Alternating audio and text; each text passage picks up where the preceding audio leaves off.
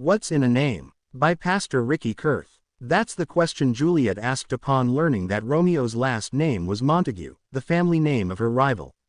When she went on to say, that which we call a rose, by any other name would smell as sweet, it is rumored that Shakespeare was poking fun at the Rose Theatre, the rival of his own Globe Theatre. The less than desirable sanitary conditions at the Rose were said to have created an atmosphere that was somewhat odoriferous. The name, Paul, means small or little, but the apostle who bore that name was originally called Saul, Acts 13:9, a name that means desired. When the people of Israel desired a king, Sam 8:5, God told the prophet Samuel to choose a man named Saul, Sam 9:17. In relaying this to Saul, Samuel said, "On whom is all the desire of Israel? Is it not on thee?" v. 20. This prompts us to ask about the apostle Paul. Why would a man whose name means desired choose to go by a name that means small? We believe the answer is that he no longer wanted to be desired of men. He now wished to appear small in the eyes of men, so that the Lord would loom large in their sight, and they would begin to desire him instead. If you are looking for fulfillment in life, you might want to consider following his example, for that is the only path of joy for a believer in the Lord Jesus Christ.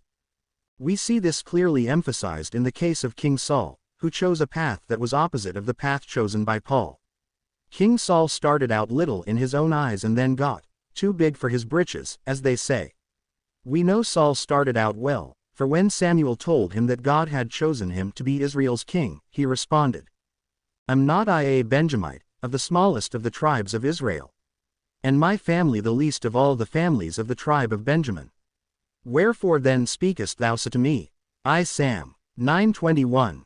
As a member of the smallest family in the smallest tribe of Israel, Saul felt unqualified to lead God's people. But God chose him because he considered himself to be less than the least of all the saints in Israel.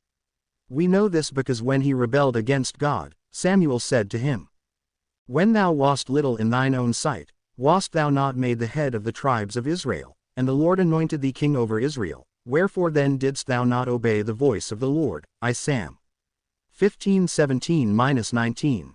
Samuel's use of the past tense here indicates that Saul was no longer little in his own sight. Evidently he began to think, "I'm the king of Israel, I can do as I please." If you're thinking that you're the king of your life, and can do as you please, you'll soon find yourself like Saul, someone who is no longer meet for the master's use. 2 Tim 2:21. Beloved, it's human nature to want to be desired of men, but it's an evidence of divine nature to desire to look small in the sight of men so that the Lord might loom large in their eyes.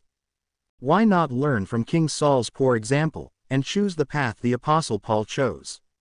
He started out as one who was desired of men, but learned to look at himself as less than the least of all saints. EPH 3:8. One who longed that Christ shall be magnified in my body, whether it be by life, or by death. Phil 1:20. Do you long for the Lord to be magnified in you?